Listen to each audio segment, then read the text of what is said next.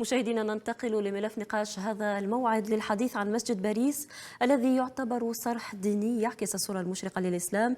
كما سنتحدث أيضا عن محاربة التطرف ونشر الوسطية التي كانت أهم نقاط لقاء رئيس الجمهورية وعميد مسجد باريس، وعن آخر تحضيرات مسجد باريس للاحتفال بعيد الأضحى. ولمزيد من التفاصيل نسعد باستضافة عبر الهاتف مباشرة من باريس عميد مسجد باريس الكبير السيد شمس الدين حفيظ. Monsieur Hafez, bonjour et merci d'être avec nous ce matin. Bonjour Samira, comment allez-vous? Merci. Monsieur Hafez, vous avez eu une entrevue récemment, plus précisément mardi dernier, avec le président de la République, Abdelmajid Tebboune. D'emblée, comment évaluez-vous cette rencontre?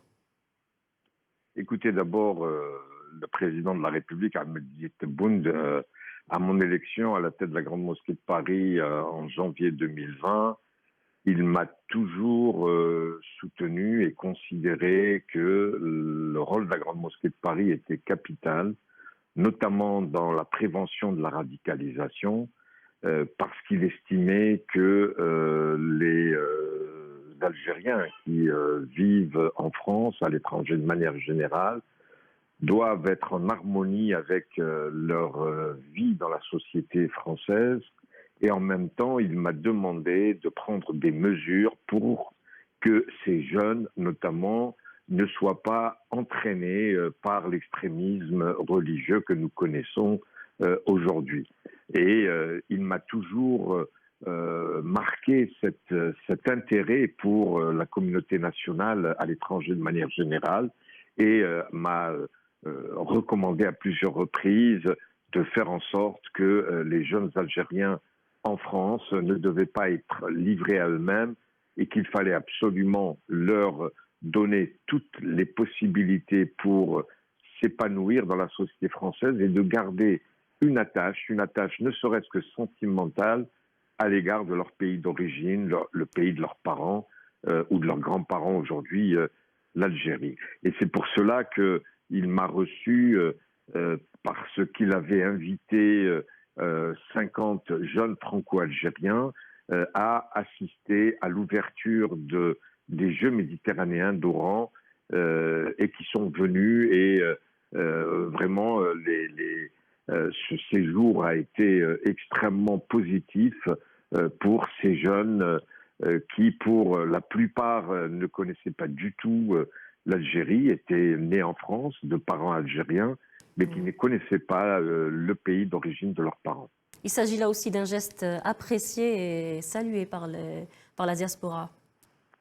Oui, absolument, parce que le président Abdelmajid Tebboune, déjà pendant le Ramadan, il a entendu que la Grande Mosquée de Paris organisait tous les vendredis du Ramadan, les 4 vendredis, des iftars en direction des étudiants algériens.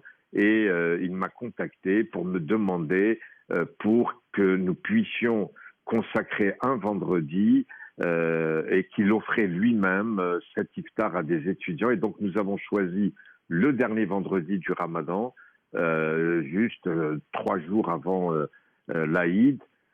Et cet iftar a été donc offert par le président Abdelmajid Tebboune, qui symboliquement voulait montrer son attachement et l'attachement de toute l'Algérie à travers sa personne à la communauté nationale et notamment les jeunes étudiants algériens qui, depuis l'apparition du Covid, ont souffert de manière assez particulière.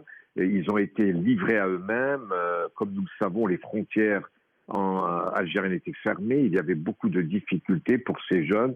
Et j'ai décidé à la Grande Mosquée de Paris de les soutenir, de les assister, d'être à leur côté lorsqu'ils ont traversé cette épreuve. Et le président de la République a considéré qu'il fallait appuyer ce geste et très sincèrement, même si c'est symbolique, c'est une centaine de jeunes étudiants qui sont venus. Mais le jour de l'Aïd, nous avons, après Salat al-Aïd al-Fitr, nous avons fait une collation et que nous avons appelé le thé de l'Algérie. Et il y avait à peu près 600 jeunes qui sont venus, à qui on a offert du thé, des gâteaux au nom et à l'invitation du président Ahmed Tebboune pour leur dire, et c'est le message que j'ai voulu leur transmettre, qu'à la Grande Mosquée de Paris, ils sont chez eux, c'est leur maison, et qu'ils pouvaient, à chaque fois qu'ils considéraient que c'était nécessaire pour eux, de venir nous étions à leur disposition, tout le personnel de la Grande Mosquée de Paris était à leur disposition pour les aider. D'accord. Lors de cette audience, M. Hafez, plusieurs Oui. sujets importants étaient abordés. La lutte contre le radicalisme et l'extrémisme était au menu des discussions. Aujourd'hui, M. Hafez, quelles mesures la Grande Mosquée de Paris a-t-elle prises pour lutter contre l'extrémisme sous toutes ses formes? Alors, d'abord, ce sont les imams. Les imams Ouais. qui viennent d'Algérie. Comme vous le savez, il y a 120 imams qui sont envoyés par le ministère des Affaires religieuses et des Waqf à la Grande Mosquée de Paris. Ça date depuis 1982. C'est un accord entre les autorités algériennes et françaises de l'envoi d'imams détachés. Et donc, c'est leur première mission. Les imams détachés qui viennent en France, nous savons pertinemment que l'Algérie a une grande expérience dans la prévention et la lutte contre le radicalisme et l'extrémisme religieux. Il y a plusieurs documents qui ont été déjà produits et publiés par le ministère des Affaires religieuses. Et moi, je les ai adaptés avec les imams. J'ai adapté ce document et donc il y a eu un document qui a été publié par la Grande Mosquée de Paris qui s'intitule « Les 20 recommandations de la Grande Mosquée de Paris pour la prévention de la radicalisation ». C'est un document important et que les imams, si vous voulez, aujourd'hui, à la fois pendant le prêche pour les vendredis, ils abordent des sujets avec les fidèles pour leur donner des recommandations, notamment coraniques, sur le fait qu'il faut absolument rejeter le blâmable, ne jamais faire du mal, que la religion musulmane est une religion de bien, de fraternité. Et donc, les imams, aujourd'hui, à la Grande Mosquée de Paris, ne se contentent pas de travailler et de faire des prêches à l'intérieur de la salle de prière. Ils sortent, ils font des conférences, ils rencontrent des jeunes notamment pour leur donner les valeurs fondamentales de notre religion du concept même de la fraternité dans notre religion. Et ça, c'est des choses qui sont en train de donner un certain résultat. Nous le voyons, il y a de plus en plus de jeunes qui viennent et qui fréquentent la Grande Mosquée de Paris. Nous faisons des conférences, nous faisons un cycle de formation pour que les jeunes puissent mieux connaître la religion musulmane.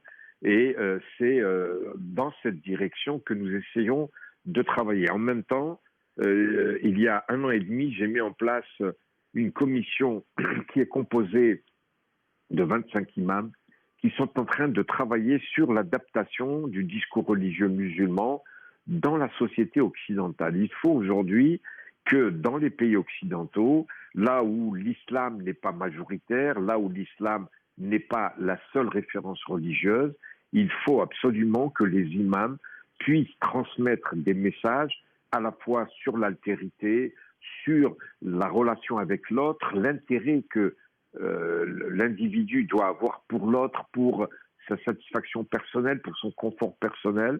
Et le travail des imams de la Mosquée de Paris est vraiment très important. Il est particulièrement apprécié par les pouvoirs publics français. Et je tiens, par votre canal, chère Samira, à remercier les autorités algériennes qui assistent et qui donnent, je dirais, tous les moyens à la Grande Mosquée de Paris pour pouvoir transmettre ce message universel de l'islam qui combat l'extrémisme et l'islam du juste milieu qui a été toujours, je dirais, l'ADN de l'islam algérien. D'accord. À ce sujet, M. Hafez, il y a également eu la formation d'une nouvelle génération de imams au cours de la semaine qui vient de s'écouler. Oui. Alors, moi, quand je suis arrivé à la Grande Mosquée de Paris, j'ai considéré qu'il fallait absolument refondre le programme de l'Institut d'Ibn Badis qui a été créé Ouais. dans les années 90, 93 exactement. Le programme n'était pas, à mon avis, adéquat et donc j'ai réuni une commission d'imams détachés avec qui j'ai travaillé. Et donc, premièrement, nous avons réduit le programme qui était de 5 ans à 3 années. Moi, j'avais donné une recommandation en disant qu'il ne fallait pas que les imams qui sortent donc de l'Institut Ibn Badis soient considérés comme des imams, je dirais, de mauvaise formation. Donc, on a vraiment travaillé là-dessus pour que les matières fondamentales soient bien évidemment renforcées et qu'il y ait d'autres matières, notamment des matières de droit civil français, de droit pénal, etc., pour permettre aux jeunes étudiants de connaître la société dans laquelle ils évoluent, notamment en France. Et donc, ce programme de 3 années a été adopté. Nous l'avons même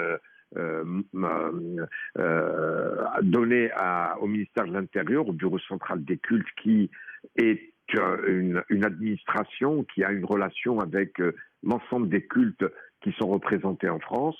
Et ils ont considéré que ce programme était un programme qui s'adaptait véritablement à la société française. Et à partir de là, nous avons entamé donc ce cursus. Et comme je sais que les étudiants imams n'ont pas de moyens financiers pour permettre à ce qu'ils s'installent à Paris, nous savons tous que Paris est une ville chère.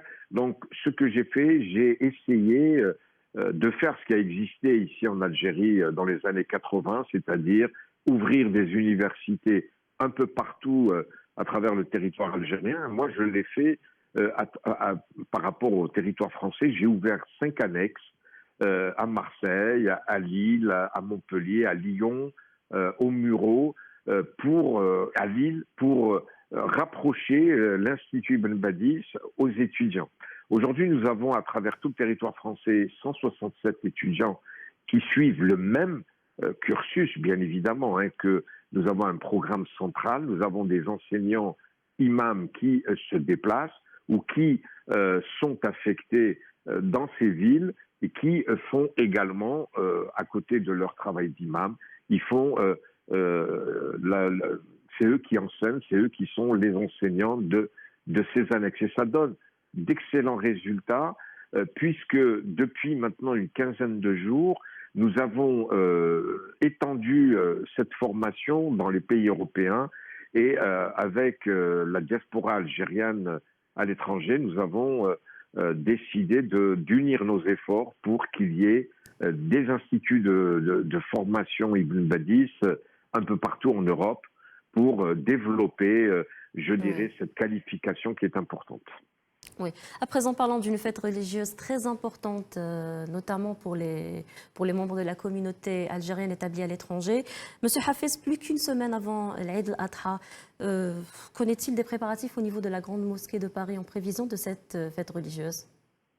Alors, la seule spécificité, disons, en France notamment, c'est qu'il y a une réglementation extrêmement stricte concernant l'abattage rituel, Voilà. et notamment pour, je dirais, le sacrifice du mouton. Donc, il n'y a pas aujourd'hui de difficultés particulières. Nous recommandons aux fidèles que le sacrifice peut s'étendre pendant 3 jours pour éviter, je dirais, les encombrements dans les abattoirs.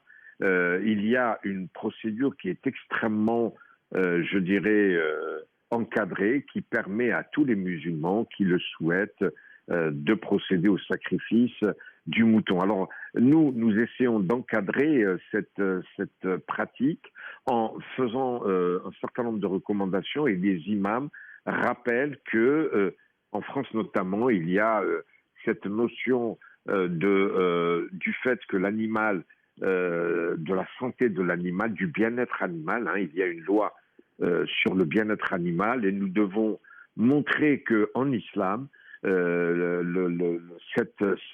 sacrifice qui fait partie de notre rituel n'est pas un acte barbare, puisqu'il y a eu notamment une actrice, Brigitte Bardot, qui s'était élevée contre la barbarie des musulmans. Je crois que depuis ces dernières années, il y a eu vraiment une prise de conscience des musulmans pour permettre le sacrifice dans les conditions, je dirais, optimum.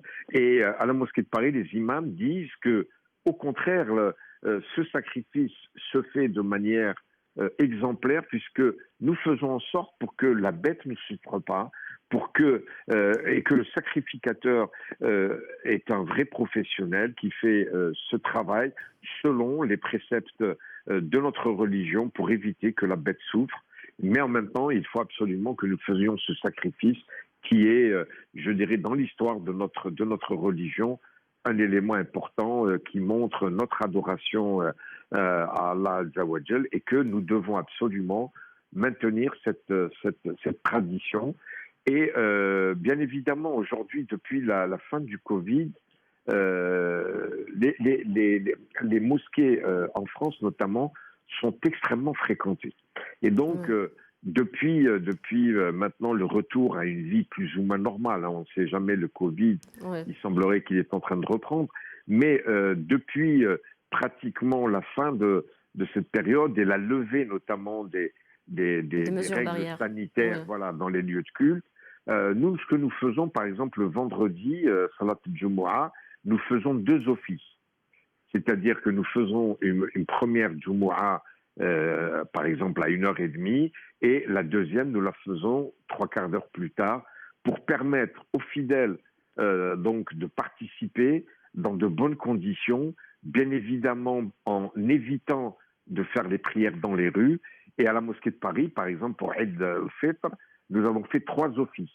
Et là, cette année, j'ai publié un communiqué dans lequel je dis qu'il va y avoir 2 offices et que la première prière se déroulera à 7h30, un peu tôt parce que de fait on l'avait faite à 9h parce qu'il n'y a pas le sacrifice. Alors là, nous souhaitons que le fidèle puisse venir faire leur prière et partir par la suite en direction des abattoirs. Donc la première prière aura lieu, Inch'Allah, samedi 9 juillet à 7h30. Oui. Un dernier mot, Monsieur Hafiz. Oui. Alors, écoutez, moi j'étais à Alger récemment. J'ai participé, grâce à l'invitation du président Abdelmadjid Tebboune, aux Jeux méditerranéens d'Oran, et je trouve que cette grande manifestation, parce que j'ai entendu des critiques ici et là, mais je trouve que cette grande manifestation a permis, je crois, à l'Algérie de renouer avec ces grandes manifestations. Hein. Je rappelle que les Jeux méditerranéens ont eu lieu en 1975.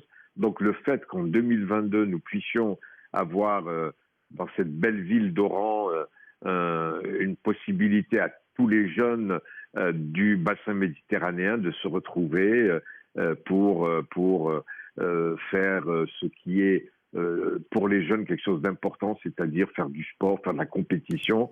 J'ai trouvé que c'était extraordinaire. Et là, nous allons, Inch'Allah, fêter le 60e anniversaire de l'indépendance de l'Algérie.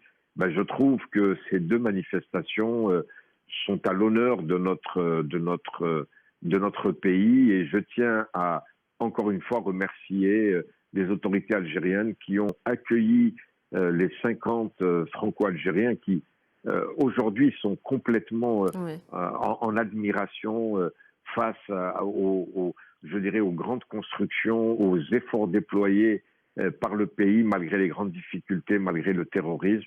Et, alhamdoulilah, nous voyons le pays qui reprend une direction, celle qui est la sienne, d'un grand pays, d'une grande puissance. Et c'est véritablement quelque chose qui est très important pour nous. Monsieur Chemseddine Hafiz, merci pour toutes ces précisions et merci d'avoir été avec nous ce matin.